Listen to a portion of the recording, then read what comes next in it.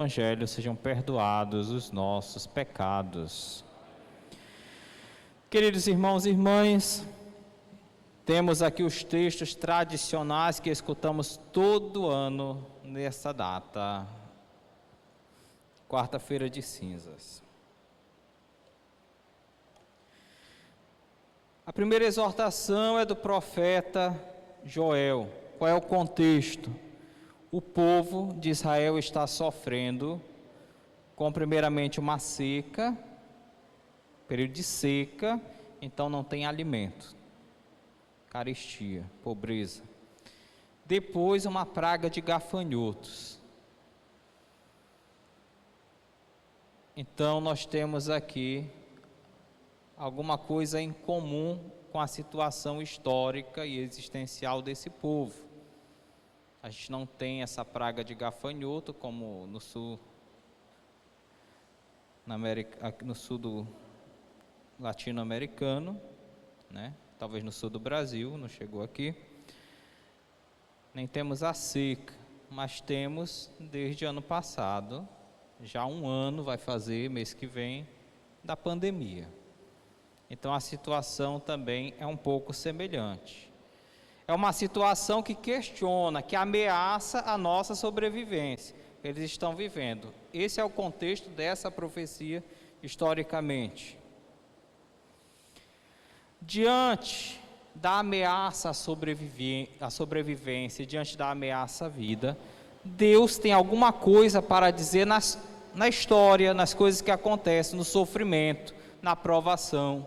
E o profeta se torna então o intérprete, o hermeneuta de Deus que fala através do sofrimento do seu povo. O que Deus está dizendo? Deus está dizendo que é preciso voltar novamente os ouvidos para escutar a sua palavra, voltar novamente a obedecer os mandamentos da aliança, não adulterar a aliança praticamente matrimonial entre Deus e o seu povo. Muitas vezes no Antigo Testamento Deus vai dizer: o meu povo é como se fosse a minha esposa. Oséias, por exemplo, Isaías, Ezequiel tem essa alegoria.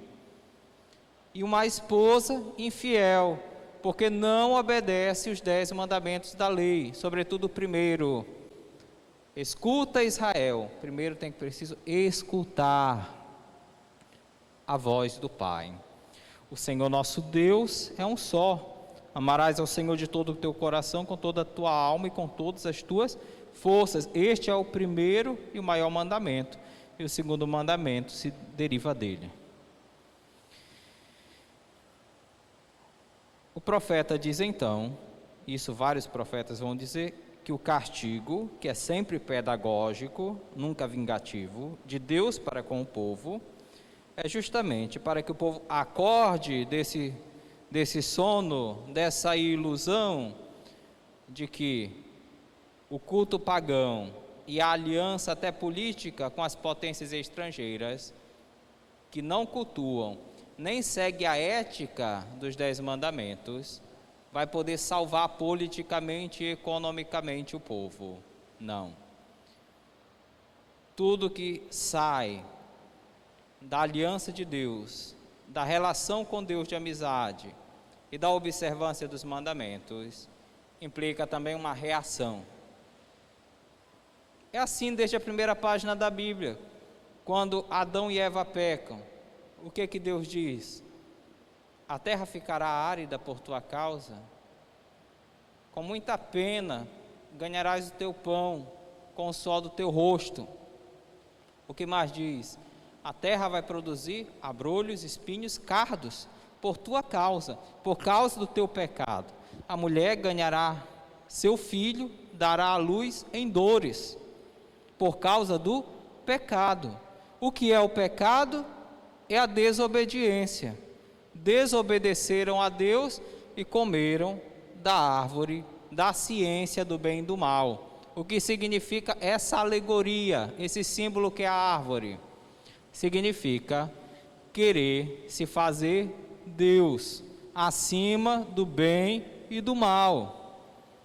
O que é desobediência? na raiz da palavra, não escutar, então, não escutar. Não escutar o quê? A palavra, o verbo, que brota da boca do Pai Criador. E é uma palavra humana, que uma hora diz uma coisa e outra hora já está dizendo outra? Não. É um som? Não. O verbo é o Filho eterno do Pai, é a segunda pessoa da Trindade.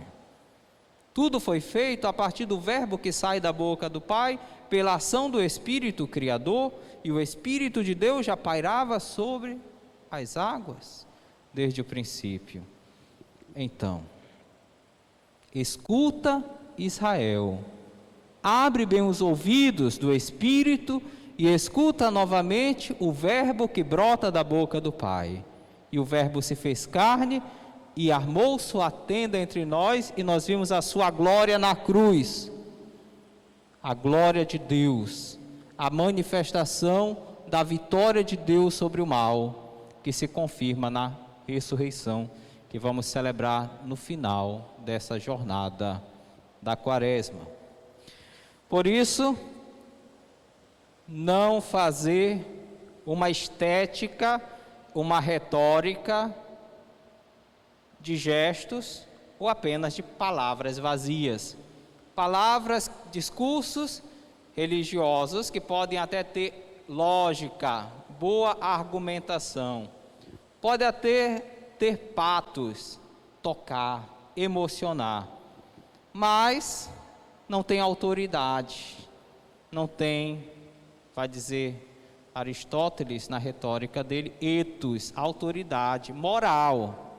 Não produz frutos, é uma retórica vazia, bem argumentativa, até toca, emociona, mas só que a pessoa que fala não tem autoridade, porque não vive isso.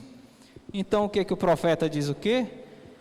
Rasgai os corações, não as vestes. O que significa esse gesto de rasgar as vestes?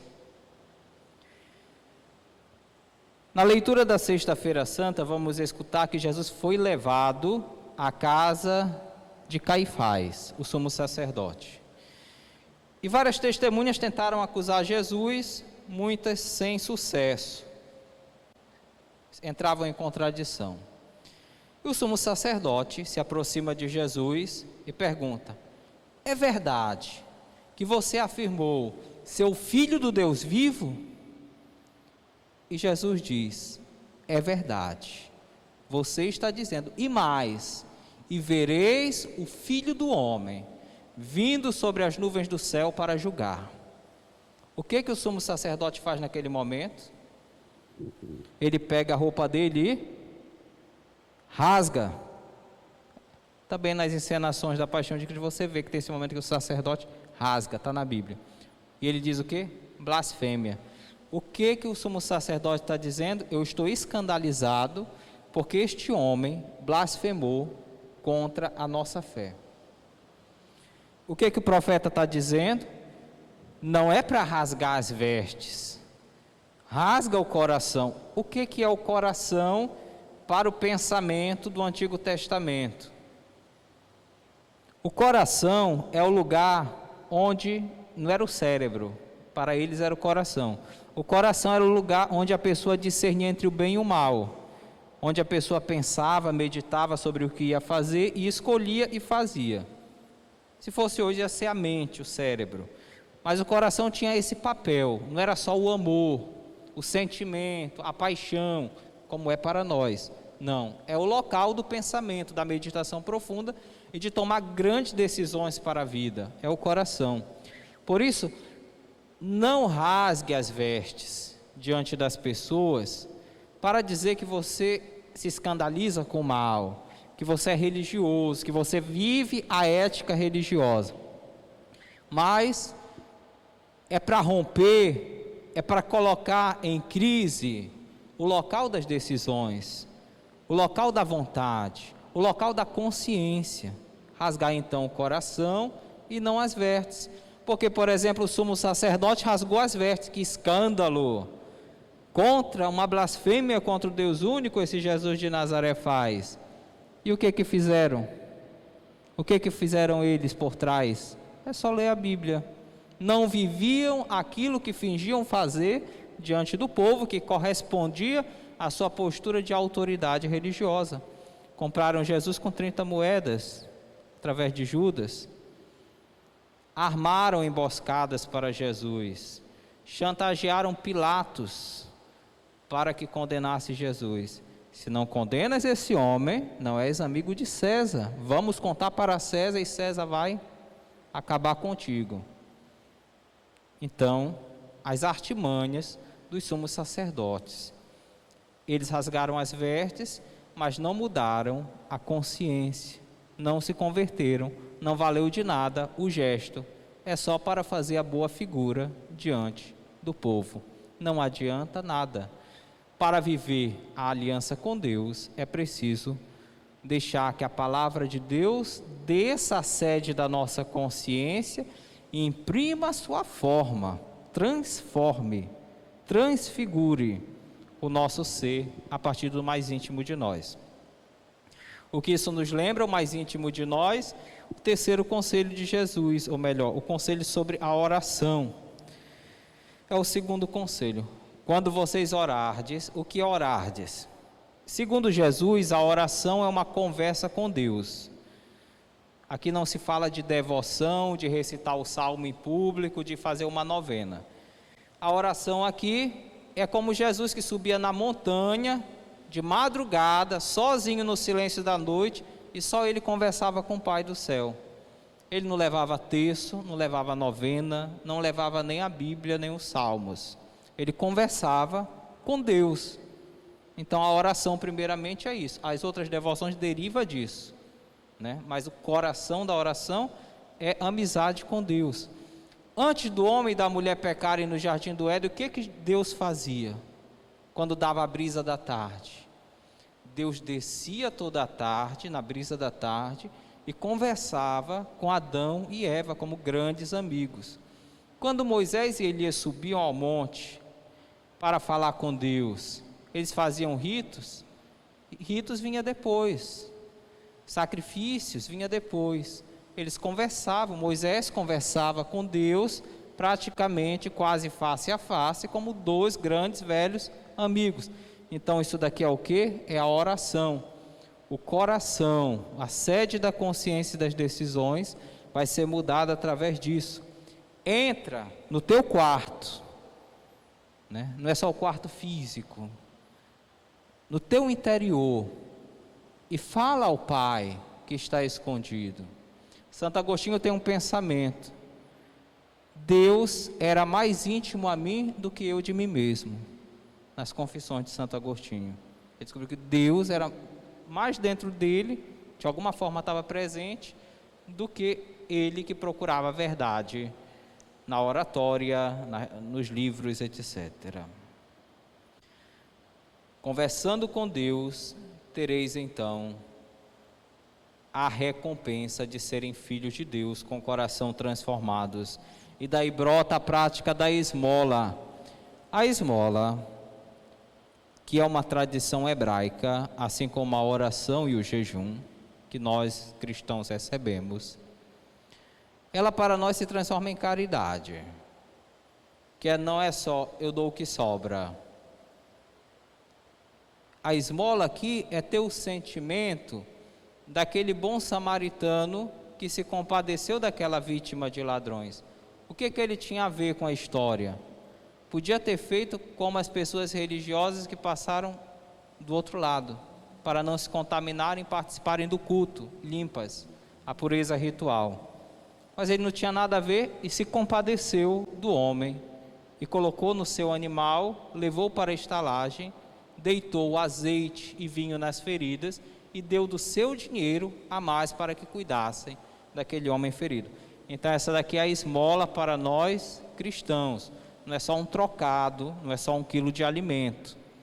Porque alguém pode dizer, nós poderemos dizer: pega esse dinheiro e me deixa em paz. Pega esse prato de comida, essa marmita e me deixa em paz. Então ainda não é essa a esmola cristã, tá? Esmola cristã é mais que isso. O ícone, o exemplo, é o bom samaritano que Jesus nos dá. Depois, jejum. Para que o jejum?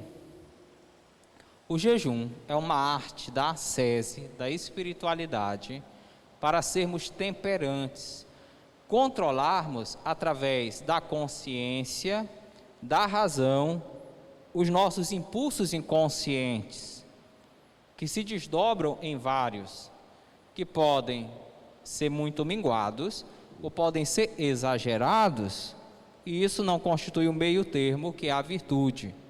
Então, a ética consiste justamente em unir vontade, desejo e consciência e razão, para justamente dar uma norma para a vida, para nem viver com as necessidades em falta e nem viver no exagero, mas no justo termo, o caminho da saúde, o caminho do autocontrole, da pedagogia própria.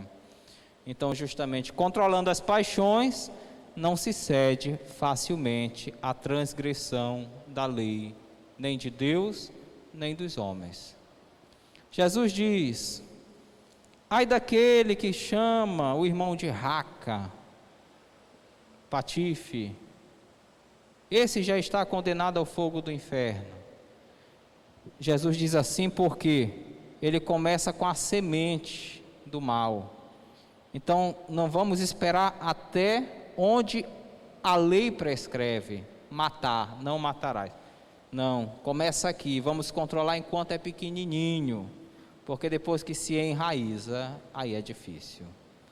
Não, até aqui não é pecado, eu vou até aqui, até o limite, porque eu não estou pecando. Não, começa aqui da semente, é o que Jesus nos ensina. Paulo nos prega então a reconciliação. Reconciliai-vos com Deus, agora é o momento favorável, agora é o momento da salvação. Reconciliar, conciliar, unir aquilo que está. O tema da campanha da fraternidade é tirado de uma carta de Paulo. Cristo é a nossa paz. Eu não estou falando do texto base, eu estou falando do tema que é tirado da Bíblia. Cristo é a nossa paz. Do que era dividido, ele fez uma unidade. O que Paulo está falando no contexto bíblico? Está falando que na igreja, sob o anúncio de Cristo crucificado e ressuscitado, se entra não só judeus que se circuncidaram e agora aderiram a Cristo como Messias, mas também os gregos, os pagãos a que Paulo e Barnabé iam nas viagens e que não se circuncidaram, não vieram do judaísmo, mas também aceitaram Cristo. De dois povos divididos, Cristo na sua cruz, na sua ressurreição, fez uma unidade, um só povo de Deus, que deixaram a sua vida de pecado e aderiram à ética cristã, à ética da palavra de Deus, à ética do Evangelho, que não despreza os mandamentos do Antigo Testamento, mas aperfeiçoa. Não é que Paulo chegou e disse: gregos, helenos, corintos, com seus costumes pagãos que são contra os costumes, a ética do Antigo, pode vir, não precisa deixar a vida de pecado não, venha para dentro da comunidade e continue nos vossos pecados. Não foi isso que Paulo disse, não é isso que a Escritura atesta. Eles são convidados a aderirem a Cristo e renunciarem a uma vida que a Escritura diz que é pecaminosa. E aí sim, todos estão incluídos na comunidade, todos formam um só corpo, que é a igreja, mas abandonaram a sua vida naquilo que a Escritura diz que não convém à ética religiosa, à ética cristã. A hermenêutica e a norma da Escritura é essa. Agora nós podemos, como pessoas racionais, entrar em diálogos acadêmicos, diálogos com outras culturas, outros povos, a nível de cultura geral e a nível da fraternidade social, que o Papa Francisco nos aconselha na encíclica Fratelli Tutti, né, inspirada em São Francisco. Dialogar com o outro, posso dialogar com o islâmico, com o hebreu, com o budista, com pessoas que não são cristãs e adotam outras éticas, porque nós vivemos numa sociedade de diversas pessoas. Mas eu dialogar e respeitar o direito do outro ser livre, não significa que eu vou dizer que a minha fé agora vai estar diluída. Não significa dizer, então vou jogar a Bíblia no lixo, eu vou jogar a doutrina da igreja de mais de 2000 anos no lixo, porque eu tenho que dizer que aquilo que o outro pensa que é verdade para mim. Entendeu? A diferença. Eu respeito o outro, dialogo com o outro, trato o outro com urbanidade, com cortesia e defendo seus direitos perante a lei civil. Mas digo, para você, se você quiser entrar na igreja, se você quiser participar da igreja, a ética é essa. Assim como no seu grupo a ética é aquela. Se eu quiser entrar no seu grupo, eu tenho que me conformar à sua ética. Se você quiser entrar no meu grupo, na igreja de Cristo, a ética já é essa aqui. Você tem condições? Você quer? Quero. Então ele quer e vem com os pés próprios. Agora, jamais vamos abrir mão da revelação, da Escritura e da nossa identidade. A nossa identidade cristã, inclusive, comporta a tolerância para com o outro e o respeito a toda a criatura humana, porque acreditamos que todos são criados à imagem e semelhança de Deus. Mas nossa identidade não se dilui.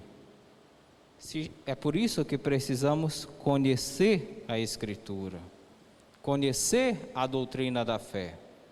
Não para ficarmos que nem os fariseus do tempo de Jesus, buscando sobreviver com uma retórica vazia, com uma gestualidade que não comportava a vida dupla e íntima deles no privado. Pessoas de dentro da igreja, do clero, muitas vezes. Não. Estamos aqui para termos conhecimento e que a palavra de Deus desça a sede da nossa consciência e das nossas decisões, para buscarmos, vencendo as nossas paixões, os nossos pecados, sermos autênticos naquilo que nos propusemos ser, cristãos e católicos, dialogando com o outro, respeitando o outro, mas sem negar e sem se envergonhar da nossa fé, assim como o outro não se envergonha da visão de mundo dele. Então, eu penso que seja o mais sensato da campanha. O texto base, se pode ler, eu não li, tem muita fundamentação acadêmica, até contemporânea interessante. Mas muitas vezes a mão que escreveu o texto base, dado que é uma campanha do CONIC, da Associação de Igrejas Cristãs, não significa que foi uma mão da Igreja Católica. Pode ser da Anglicana, pode ser da Luterana, né? Que tem um outro modo de ver o cristianismo, né? Então, qual é o importante então nessa quaresma? Qual é o coração da quaresma? É a campanha da fraternidade? Não, é a liturgia e a nossa prática de oração, caridade como bom samaritano e jejum para controlar as nossas paixões. Os exercícios de piedade, a via sacra, o sacramento da confissão, as obras de misericórdia. Se você fizer isso bonitinho, você viveu a quaresma nota 10. E a campanha da fraternidade, né? Você segue as diretrizes do seu bispo. Mas como a campanha da fraternidade é todo ano, se pode também fazer em outro momento. Agora, quem deixar de viver os preceitos da Escritura, da tradição da igreja que nos ajuda, caridade, jejum e vida de oração, para apenas estar levantando e balançando bandeira na campanha da fraternidade, não viveu a quaresma, e pode ser até o bispo ou o cardeal, não viveu a quaresma. Se você viver só isso aqui, já é suficiente.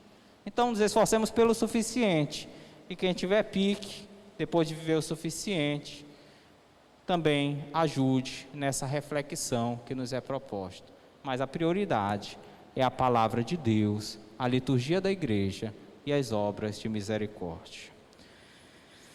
Amém? Irmãos e irmãs, vamos